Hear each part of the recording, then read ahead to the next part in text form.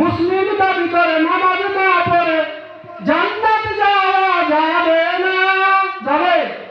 মুসলিম দাবি করে নামাজ না পড়ে জান্নাত যাওয়া যাবে না। নবীর সাথে যদি জান্নাত চাও বেশি বেশি রুকু করো। নবীর সাথে যদি জান্নাত চাও বেশি বেশি সিজদা করো। যদি বিনা হিসাবে জান্নাত চাও বেশি বেশি নামাজ পড়ো। নামাজে শান্তি, নামাজে মুক্তি, নামাজ ছাড়া শান্তি নাই। কথা বলেন ঠিক না? নামাজ ছাড়া শান্তি আছে? কোটি কোটি টাকার মালিক, কোটিপতি, শিল্পপতি, কিন্তু নামাজ পড়ে না। রাতের বেলা ঘুমের টেবিলে খাওয়ার পরে পেশার ঘুম আসে না। কথা বলেন ঠিক না? অত অটো চালক সারাদিন অটো চালায়, আজান হলে অটোটা ব্রেক করে মসজিদে গিয়ে নামাজ পড়ে মানুষরা যা দেখবেন কি সুন্দর আরাম ঘুমের ঘুম ঘুমায়। সুবহানাল্লাহ। নামাজ ছাড়া যারা নামাজ পড়বে না তাদের মনের মধ্যে ও শান্তি থাকবে, পেরেশানি থাকবে, শান্তি থাকবে না। কোটিপতি শিল্পপতি হবে কিন্তু টাকা আছে, মনে শান্তি নাই। শান্তি কার আছে? নামাজেই শান্তি, নামাজেই মুক্তি, নামাজ ছাড়া শান্তি নাই। নামাজেই শান্তি, নামাজেই মুক্তি, নামাজ ছাড়া মুক্তি নাই। নবীর সাথে যদি জান্নাত চাও বেশি বেশি রুকু করো। নবীর সাথে যদি জান্নাত চাও বেশি বেশি সিজদা করো। যদি বিনা হিসাবে জান্নাত চাও বেশি বেশি নামাজ পড়ো। জীবনে চলার পথে বিপদ যদি আসে, জীবনে চলার পথে আপদ যদি আসে, উযু করে তাড়াতাড়ি নামাজে দাঁড়াও। উযু করে তাড়াতাড়ি নামাজে দাঁড়াও। কি বলেন? আমরা বিপদে পড়লে নামাজে দাঁড়াই? আমরা বিপদে পড়লে সোজা যে চেয়ারম্যানের নির্বাচন করছিলাম ওর কাছে দৌড় দেই। কি বলেন? বিপদে যদি পড়ি যেই মেম্বারের নির্বাচনে করছিলাম নির্বাচন, যে মেম্বারে সোজা ওই মেম্বারের কাছে দৌড়াই। মেম্বার সাহেব আমাকে বাঁচান, চেয়ারম্যান সাহেব আমাকে বাঁচান। যেই এমপি নির্বাচন করেছি সোজা এমপির কাছে যাই। এমপিকে হ্যালো স্যার আমার অবস্থা খারাপ, সোজাসুজি এমপির কাছে যাই, সোজাসুজি চেয়ারম্যানের কাছে যাই, সোজাসুজি মেম্বারের কাছে যাই, সোজাসুজি মসজিদের ইমামের কাছে যাই। ইমামের কাছে যাবেন কেন? ইমামকে যে আল্লাহ হাত দিয়েছে, আপনাকে তো সেই আল্লাহ সেই হাত দিয়েছে। ইমামকে যে জবান দিয়েছে ও আল্লাহর বান্দা, সেই আল্লাহ তো আপনাকেও জবান দিয়েছে। বিপদে পড়লে এমপির কাছে যাবেন কেন? সরাসরি চেয়ারম্যানের কাছে যাবেন কেন? মেম্বারের কাছে যাবেন কেন?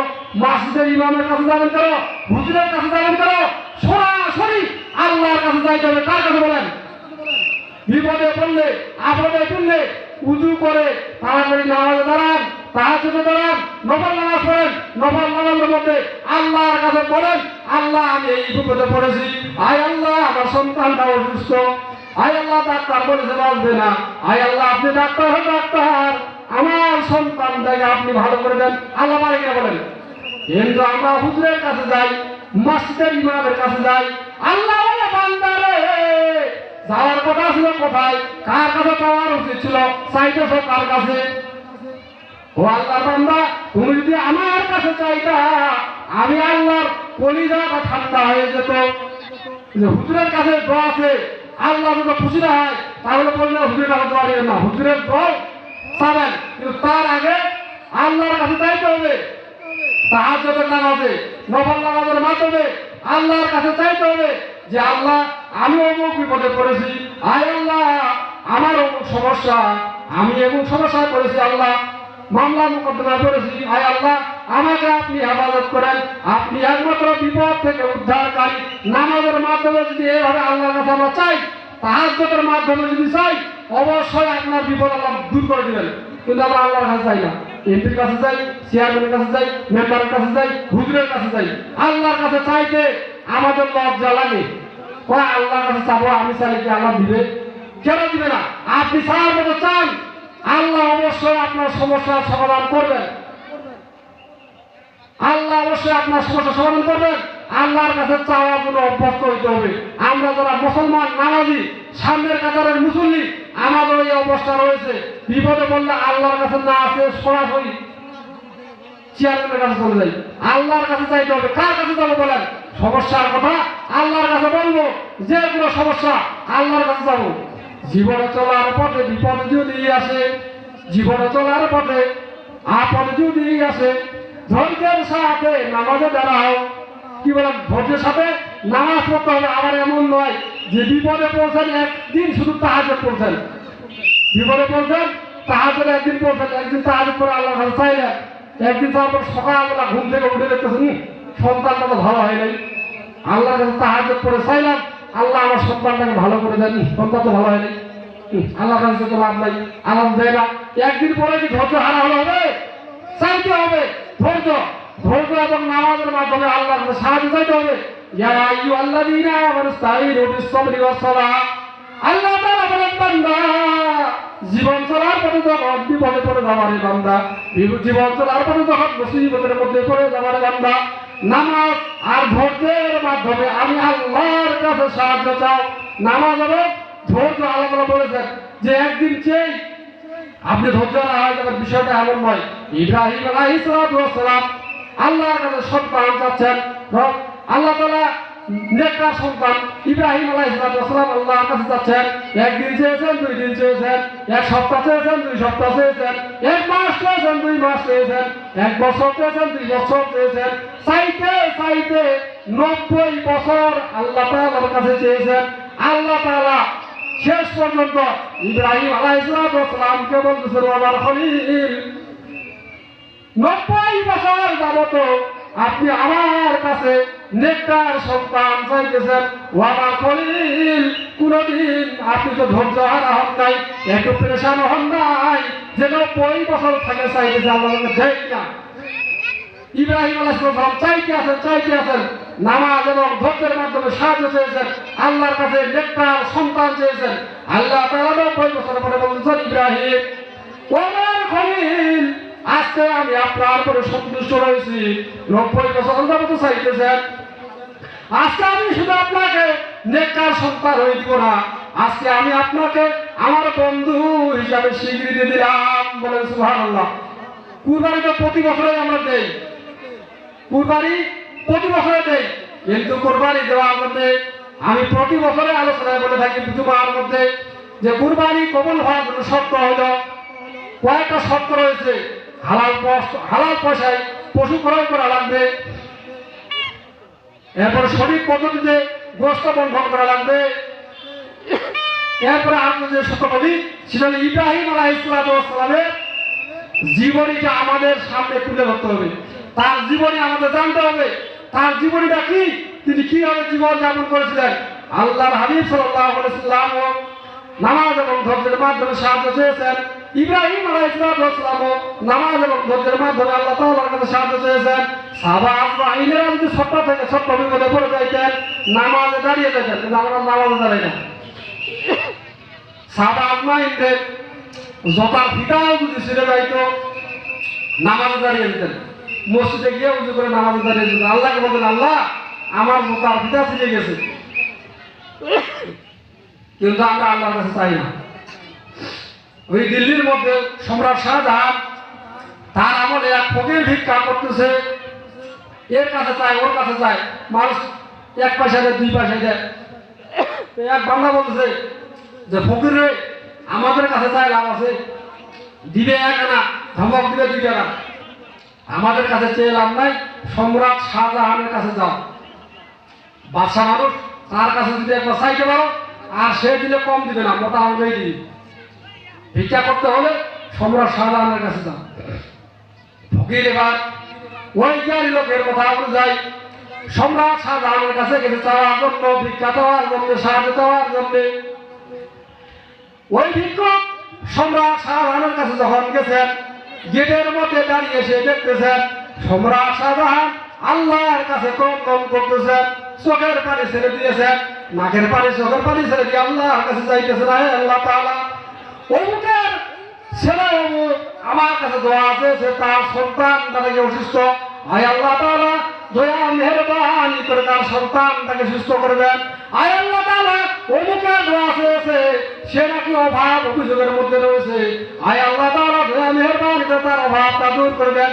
এইভাবে সম্রাট শাহজাহান নাম ধরে ধরে আল্লাহর কাছে দোয়া করতেছেন। এই মানুষটা চিন্তা করলেন এখানে যে কোনো লাভ নাই, আমি আসলাম সম্রাট শাহজাহানের কাছে ভিক্ষা দেওয়ার জন্য, বাদশাহর কাছে আমি আসলাম ভিক্ষা দেওয়ার জন্য, সাহায্য করার জন্য।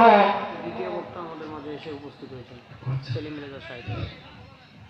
সম্মানিত বক্তারা, দ্বিতীয় বক্তা সেলিম রেজা সাহেব আমাদের সামনে উপস্থিত হয়েছেন। নামাজের পরে তিনি মূল্যবান তাকরীর পেশ করবেন। অতএব আপনারা এদিকে সেদিকে ঘোরাফেরা না করে মাহফিলের সামনে নিচে এসে বসে পড়ুন। সম্রাট শাহজাহান যখন আল্লাহ তাআলার কাছে কাকুতি মিনতি করে ক্রন্দন করতেছেন, এই ফকির কাকুতি মিনতি দেখে সে চিন্তা করতেছে, আমি কোন বাচ্চার কাছে আসলাম, এ তো দেখি আমার চেয়ে বড় ফকির। আমি মানুষের কাছে চাই কান দিয়া, চোখের পানি ছেড়ে দিয়ে চা কান দিয়া, কিন্তু এই বান্দা তো, এই লোক তো সম্রাট শাহজাহান আল্লাহর কাছে চোখের পানি নাকের পানি দেখাও, এই লোকের লাভ নাই, মানুষটা চলে যাচ্ছে। সম্রাট শাহজাহান অনুভব করতে পারলেন কে যেন পিছনে আসে চলে গেল। তাড়াতাড়ি মুনাজাত শেষ করে দেখতেছে মানুষটা আসছিল কিন্তু চলে যাচ্ছে। সম্রাট শাহজাহান দেখে বলতেছে, ভাই কে তুমি, কেনই বা এসেছিলে আর কেনই বা চলে যাচ্ছ? কিছু না বলে মানুষটা ঘুরে আসছে, আসে বলতেছে, যাবো না, যে উদ্দেশ্যে আমি এসেছিলাম, যে কথা বলার জন্য আমি এসেছিলাম, এখানে এসে আমার মগজ ধলাই হয়ে গিয়েছে, আমার মগজ ধলাই হয়ে গিয়েছে। আমি এসেছিলাম আমার সমস্যার কথা আপনাকে বলার জন্য, সাহায্য করার জন্য বলে এসেছিলাম, কিন্তু আমি এসে দেখলাম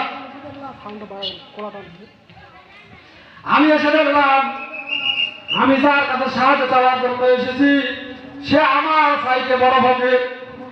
আপনি তো আমার ভাইকে বড় ফকির খণ্ডন করতেছেন, চোখের পানি ছেড়ে দিয়ে আল্লাহর কাছে চাইতেছেন, অমুকে দোয়া চেয়েছে, অমুকে দোয়া চেয়েছে।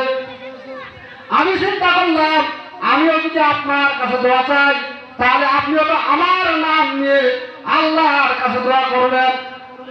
ও সম্রাট শাহজাহান, আপনাকে যে আল্লাহ দুইটা হাত দিয়েছে, হাত তুলে দোয়া করার জন্য, আপনাকে যে আল্লাহ জবান দিয়েছে, যে জবান দিয়ে আপনি আল্লাহর কাছে আপনার সমস্যার কথাগুলো বলতেছেন, ও সম্রাট শাহজাহান, সেই আল্লাহ তো আমাকেও দুইটা হাত দিয়েছেন, আমাকেও জবান দিয়েছেন, আমাকেও দুইটা চক্ষু দিয়েছেন।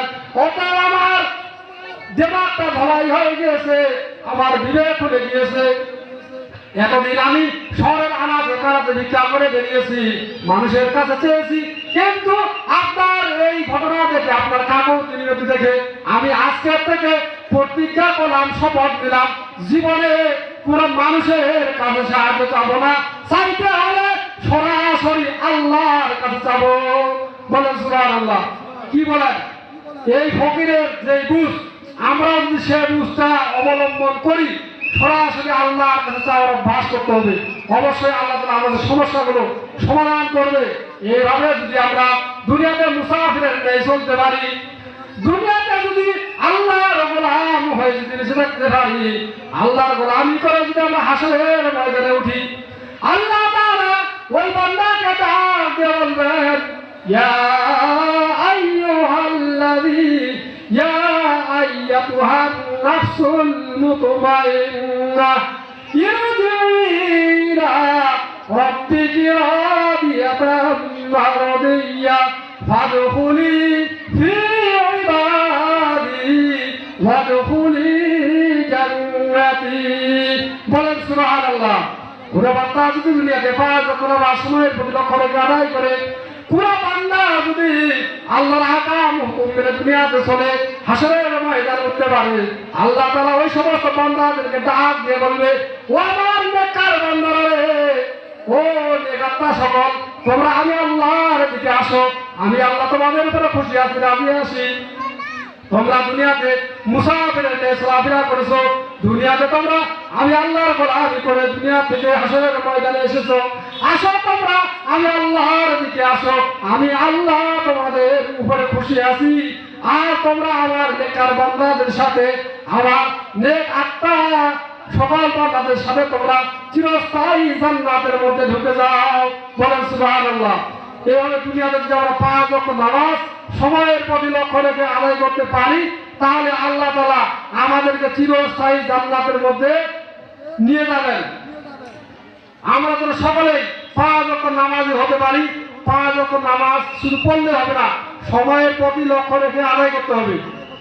আল্লাহ তাআলা বলেছেন, قد أفلح المؤمنون الذين هم في صلاتهم خاشعون। সুবহানাল্লাহ বলেন। আল্লাহ তাআলা বলেন, দুনিয়ার মধ্যে কোটি কোটি বান্দা রয়েছে, এই কোটি কোটি বান্দাদের মধ্যে থেকে সফল কাম হলো মুমিনরা। বলে সুবহানাল্লাহ। কোন মুমিনরা? যারা নিজের নামাজের ব্যাপারে বিনয়ী, যারা বিনয়ের সহিত নামাজ আদায় করে। দুনিয়ার মধ্যে 800 কোটিরও অধিক মানুষ রয়েছে। আল্লাহ তাআলা বলেন, কোটি কোটি মানুষগুলো 4 ভাগে 4 শ্রেণীতে বিভক্ত। কয় ভাগে বলেন তো? সারা পৃথিবীর মানুষগুলো 4 ভাগে বিভক্ত। একদল হলো, তারা হলো পাগল। পাগল, তাদের ব্রেন লুজ হয়ে গেছে। মানুষের মগজের মধ্যে 12 লক্ষ সেল রয়েছে। এই 12 লক্ষ সেলের মধ্যে থেকে একটা সেলের যদি এখন লুজ আল্লাহ না লুজ করে দেয়, মানুষের রাস্তা রাস্তায় কাগজ করে বেড়াবে। আল্লাহ তাআলা বলেন, কোটি কোটি মানুষের মধ্যে থেকে মুমিনরা এক প্রকার মানুষ হলো, তারা পাগল। 4 শ্রেণীর মানুষের বিভক্ত। এক শ্রেণীর মানুষ হলো পাগল। দ্বিতীয় শ্রেণীর মানুষ হলো, তারা হলো কাফের। তারা হলো কি? কাফের। তৃতীয় শ্রেণীর মানুষ হলো, তারা হলো মুনাফিক। এদেরকে মুনাফিক, দুনিয়ার মধ্যে যত মানুষ রয়েছে, আল্লাহ তাআলা বলেন, দুনিয়ার মধ্যে যত মানুষ রয়েছে, সমস্ত মানুষদের মধ্যে থেকে নিকৃষ্ট মানুষ হলো মুনাফিক। বলেন নাউযুবিল্লাহ। মুনাফিকদের ব্যাপারে বলা হয়েছে, ইন্নাল মুনাফিকিনা ফিদ দারকিল আসফালি মিনান নার। আল্লাহ তাআলা বলেন, যারা মুনাফিক তাদেরকে জাহান্নামের সর্বনিম্ন স্তরে তাদের স্থান। বলেন নাউযুবিল্লাহ। এই 800 কোটি মানুষ, কোটি কোটি মানুষের মধ্য থেকে যারা মুনাফিক, তারা হলো সর্বনিকৃষ্ট মানুষ। এরপরে মানুষ হয়েছে চতুর্থ নম্বরে, যে মানুষ সলিড পিওর মানুষ, তারা হলো মুমিন। আল্লাহ তাআলা সূরা মুমিনের মধ্যে সর্বপ্রথম আয়াতের মধ্যে এসে বলেন, قد أفلح المؤمنون। আল্লাহ তাআলা বলেন, কোটি কোটি বান্দাদের মধ্য থেকে সফল কাম হলো ওই সমস্ত মুমিন। কারা? আল্লাযীনা হুম ফি সালাতিহিম খাশিউন। যারা নিজের নামাজে বিনয়ী, যারা বিনয়ের সহিত নামাজ আদায় করে। আমরা নামাজ পড়ি যারা, ঠিক আছে, 95% মুসলমান দেশে নামাজ পড়ি কয়জন? আবার যে কয়জন পড়ি বিনয়ের সহিত কয়জন নামাজ পড়ি? নামাজ পড়তে টুপি ঠিক করে, নামাজ পড়তে কোলা ঠিক করে, নামাজ পড়তে দাঁড়িয়ে আঁকড়ায়। কি বলেন? বিনয়ের সহিত নামাজ নাই। নামাজে এমন ভাবে দাঁড়াতে হবে যেন বাহির থেকে মানুষ দেখে বুঝতে পারে মানুষটা কারো কাছে কোনো কিছু বিনয়ের সহিত চাইতেছে। এই জিনিসটা যেন মানুষ বুঝতে পারে। এভাবে নামাজে দাঁড়াইতে হবে। নামাজ ডান দিকে তাকাবেন, ঘড়ির দিকে তাকাবেন, বাম দিকে তাকাবেন, টুপি ঠিক করবেন, কোলা ঠিক করবেন, পাঞ্জাবি ঠিক করবেন, এটা ঠিক না। এটা বিনয়ের সহিত নামাজ না। আল্লাহ তাআলা বলেন, সফল কাম মুমিন তারাই, কোটি কোটি মানুষের মধ্যে থেকে সফল কাম মুমিন তারাই, যারা বিনয়ের সহিত নামাজ আদায় করে। নামাজ যারা বিনয়ের সহিত আদায় করে, বিনয়ের সহিত নামাজ আসার কিছু শর্ত রয়েছে। এক নম্বরে মনে করতে হবে, সামনে আমার রব, আমি আল্লাহর সাথে কথা বলতেছি। দ্বিতীয় নম্বরে, পিছনে আমার মালাকুল মাউত আজরাইল, যে কোনো মুহূর্তে আমার জান কবজ করতে পারে। এরপরে ডান দিকে আমার জান্নাত, বাম দিকে জাহান্নাম, আর আমি ফুলসিরাতের নিচে দাঁড়িয়ে আছি। যে কোনো মুহূর্তে আমি ফুলসিরাতের নিচে রয়েছে জাহান্নাম, এই জাহান্নামে আমি পড়ে যাবো। ফুলসিরাতের উপরে দাঁড়িয়ে আছে। তাহলে লোকটা, এই মন মানসিকতা যদি হয়, লোকটা কত ধীরে স্থির ভাবে দাঁড়াবে বলেন। আর মনোযোগ হওয়ার মধ্যে সবচেয়ে বড় যে জিনিসটা মনে করা দরকার, সেটা হলো মনে করতে হবে যে এই নামাজটা আমার জীবনের শেষ নামাজ। এই নামাজের পরে আমার মৃত্যু হবে, আর নামাজ পড়াটাই হবে না। কোনো নামাজ আমার, এই নামাজটাই আমার জীবনের শেষ নামাজ। এই বিষয়গুলো যদি আমরা মনে আনতে পারি, তাহলে আমরা বিনয়ের সহিত নামাজি হতে পারবো। সূরা কেরাত শিখতে হবে। যে মাদ্রাসা, নুরানি মাদ্রাসা, এই মাদ্রাসাগুলোতে সূরা কেরাত শিখ করতে হবে, ছাত্রদেরকে দিতে হবে। নামাজ শিখানো হয় এই প্রতিষ্ঠানগুলোতে, এগুলোতে সন্তানদেরকে দিতে হবে। তাদেরকে সন্তানদেরকে নামাজ শিখাতে হবে। যদি সন্তানদেরকে নামাজ শিখাই, তাহলে আপনারা আমার যারা যারা সন্তান পড়াবে, সন্তানদেরকে এই সিংড়া, আদর্শ গ্রাম, বাঘে জান্নাত নূরানি বাদশাহ দিতে সন্তানকে রাজি আছেন তো নাকি? আল্লাহ তাআলা কবুল করে না আমি এজন্য বিনয় সে নামাজ আদায় করতে হবে। আর নামাজ বিনয় সেটা আসার কারণ হলো আরেকটা সত্য, সেটা হলো নামাজের মধ্যে আমরা যেগুলো পড়ি এগুলোর অর্থটা আমাদেরকে জানতে হবে। সূরা ফাতিহার অর্থ কি, আমি যে তাশাহুদ পড়তেছি তাশাহুদের অর্থ কি, দোয়া মাসলা পড়তেছি দোয়া মাসলার অর্থ কি, এগুলো অর্থ জানতে হবে। অর্থ জানা হলে দূরের করা কোনো রকম শুদ্ধ হবে এই বলতে পারবে না মুসলমান, কি বলেন? তাহলে বিনয় আসবে কোথা থেকে? দুনিয়ার কথা কি বললাম, কবি খেয়ে যদি একটুখানি লাল লাগে যায়, কার কাছে যায় আর না যায়, প্রেশার অবস্থা, পার হতে রাজি আছে, ভাইরে আমার কবি খেতে গেল লাল লেগেছে, আমাকে বাঁচাও। কিন্তু আল্লাহর বান্দা দুনিয়ায় কোনো যদি ক্ষতি হয়ে যায়, গরু যদি হারিয়ে যায় আফসোস লাগে, চোখে পানি আসে যায়, কবি খেয়ে যদি নষ্ট হয়ে যায় চোখে পানি আসে আফসোস লাগে। কিন্তু আল্লাহর বান্দা 40-50 বছর থাকে নামাজ পড়ে, অনেক মুসল্লি রয়েছে সূরা ফাতিহাটাও 40 বছর ধরে নামাজ পড়তে শুদ্ধ নাই, আছে না মুসল্লি? অর্থ দ্বারা তো দূরের কথা, নামাজ বিরোধী হওয়ার জন্য শর্ত হলো শুদ্ধভাবে তেলাওয়াত করতে হবে। সূরা ফাতিহা, তাশাহুদ, দুরূদ শরীফ, এরপরে রুকু তাসবিহ, সিজদা তাসবিহ, সিজদার মধ্যে অনেক নামাজ যা বলে সুবহান রাব্বিল আযীম, সুবহান রাব্বিল আযীম, সুবহান রাব্বিল আযীম, সুবহান রাব্বিয়াল আযীম, এগুলো শিক্ষা হয় এই মাদ্রাসার মধ্যে। এই জন্য এই মাদ্রাসার সাথে হুজুরদের সাথে সম্পর্ক রাখবেন, নামাজের তাসবিহগুলো শুদ্ধভাবে জানবেন, অর্থ জানবেন। অনেক আবার সিজদা তাসবিহ বলে সুবহান রাব্বিল আলা, সুবহান রাব্বিল আলা, সুবহান রাব্বিল আলা, সুবহান রাব্বিয়াল আলা, ইয়ালটা বলে না অনেকেই, কি বলেন? রুকুর তাসবিহ যখন বলবো সুবহান রাব্বিয়াল আযীম, সিজদা তাসবিহ যখন বলবো সুবহান রাব্বিয়াল আলা, শুদ্ধভাবে বলতে হবে, তাহলে নামাজে বিনয় আসবে। আর বিনয় সহিত যারা নামাজ পড়বে তারাই হলো সফল কাম। সফল কাম মুমিনদের দ্বিতীয় নম্বর গুণ আল্লাহ তাআলা বর্ণনা করেছেন, ওয়াল্লাযীনা হুম আনিল লাগুবি মুরিদুন। আল্লাহু আকবার বলেন। আল্লাহ তাআলা বলেন কোটি কোটি মানুষের মধ্যে থেকে তারাই সফল কাম যারা মুমিন। আর মুমিনদের মধ্যে সফল কাম ওই সমস্ত মুমিন যারা বিনয়ের সহিত নামাজ আদায় করে। দ্বিতীয় নম্বর গুণ হলো অশ্লীল কাজ থেকে বিরত থাকে, ওইটুক কাজ থেকে বিরত থাকে। ওইটুক কাজের কাছে তো যাবেই না, জঘন্যতম যেগুলো কাজ, সমাজের নিকৃষ্টতম কাজ, সেগুলোর দিকে তো যাবেই না। ওইটুক কাজের থেকে তারা বিরত থাকবে।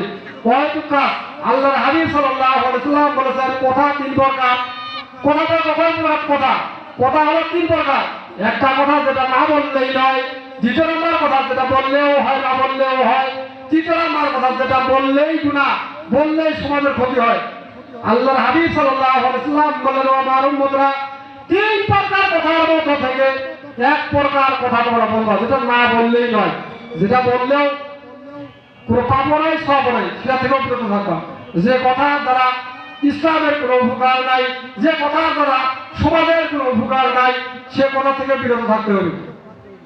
যে কাজের দ্বারা সমাজের কোনো উপকার নাই, যে কাজের দ্বারা ইসলামের কোনো উপকার নাই, সেটা থেকেও বিরত থাকতে হবে।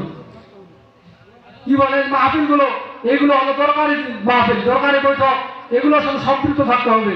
তাহলে আল্লাহ তাআলা সফল কাম মুমিনদের দ্বিতীয় নম্বর গুণ বর্ণনা করেছেন, তারা ওইটুক কাজ থেকে বিরত থাকবে।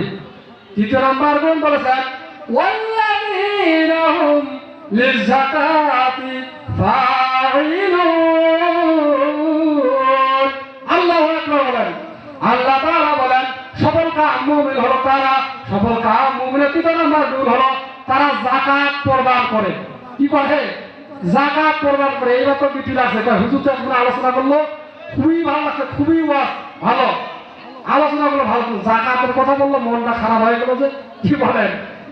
যাকাতকে জরিমানা মনে করা হয়। আল্লাহর হাবিব সাল্লাল্লাহু আলাইহি ওয়াসাল্লাম কিয়ামতের অনেক আলামত বর্ণনা করেছেন। অসংখ্য কিয়ামতের আলামতের মধ্যে অন্যতম আলামত হলো মানুষ যাকাতকে জরিমানা মনে করবে। কি বলে এখন আমরা জরিমানা মনে করি কিনা? যাকাতের কথা বললেই বাস অনেকে খেপে যায়। যাকাত প্রদান করবে, যারা যাকাতকে অস্বীকার করবে, যারা যাকাতের কথা বলার কারণে রাগান্বিত হবে, তারা হলো কারণের বংশধর, কারণের সাথে তার হাসন নাশ হবে বলে নাউজুবিল্লাহ। যারা যাকাতের কথা বললে রেগে যায়, তাদের হাসন নাশ কার সাথে হবে বলেন? কারণের সাথে। কারণের কথাটা আমরা অনেকে জানি যে কারণ সে অনেক সম্পদের মালিক ছিল, তার এত সম্পদ ছিল যে তার গুদামের চাবিগুলা বহন করার জন্য কয়েকটা যুবক লাগতো। আল্লাহ তাআলা মুসা আলাইহিস সালাম বললেন, মুসা যাও কারণকে গিয়ে বলো তাকে আমি যে সম্পদ দিয়েছি সে সম্পদের জন্য সে যাকাত দেয়। মুসা আলাইহিস সালাম আর কারণ চাচাতো ভাই ছিলেন। আল্লাহ তাআলা সূরা সাফফাতের মধ্যে আলোচনা করেছেন, আয়াত তোলার কোনো সময় নাই।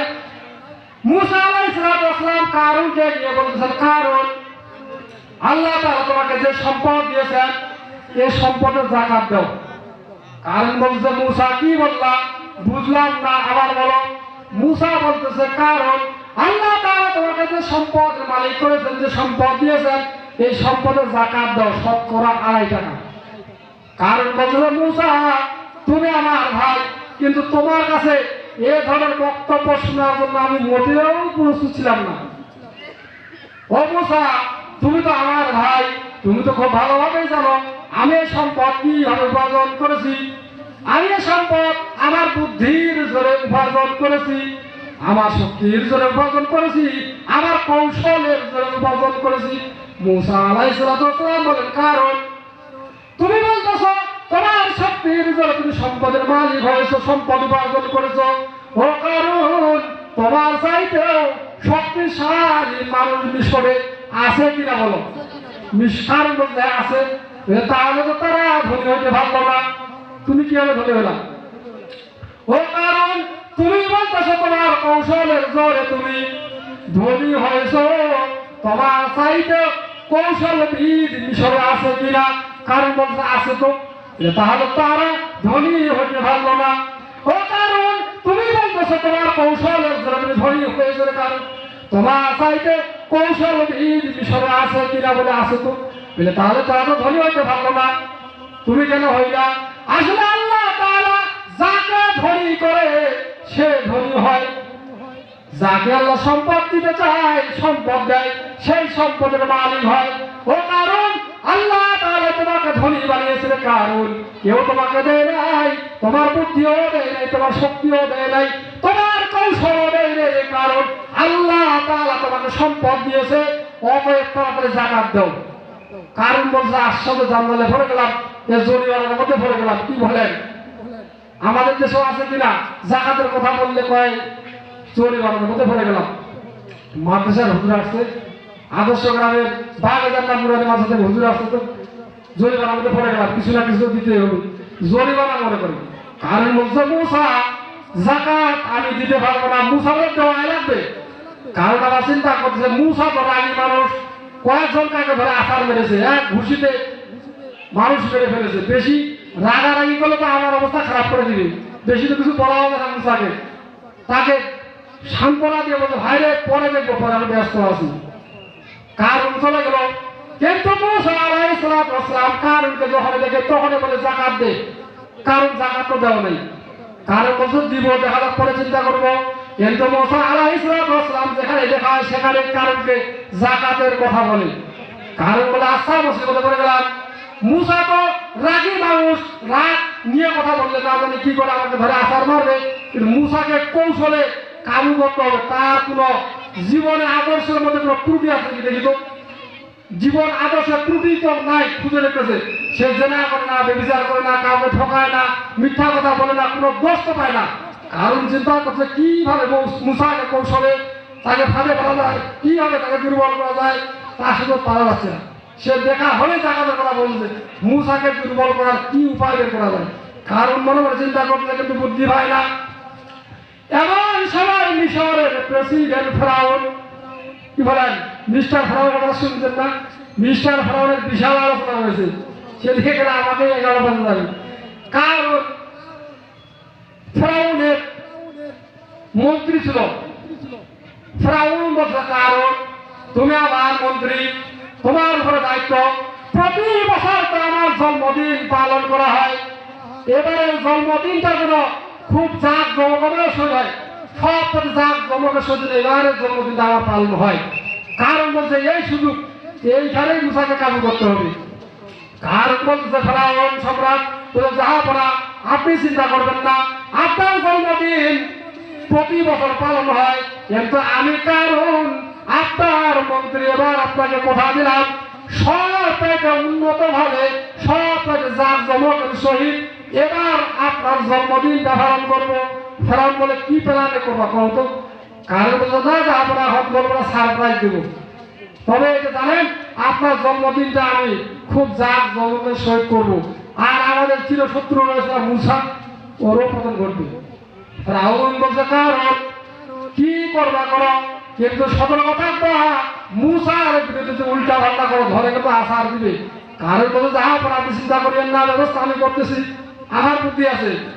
ফেরাউন বলছে ঠিক আছে, তুমি কায়দা কৌশলে কাজ করবা, বেশি তেরে করে বলে বুঝো। মুসা যে আমাকে শিশুকালে একটা থাপ্পড় দিয়েছে, এখনো আমার আমাদের হাতে ব্যথা হবে। কাজ করবা, ষড়যন্ত্র করবা খুব সাবধানে। কি বলেন আমাদের দেশেও নিরপরাধ আলেমকে নিয়ে ষড়যন্ত্র হয়েছে কিনা বলেন, ষড়যন্ত্র হয়েছে কিনা?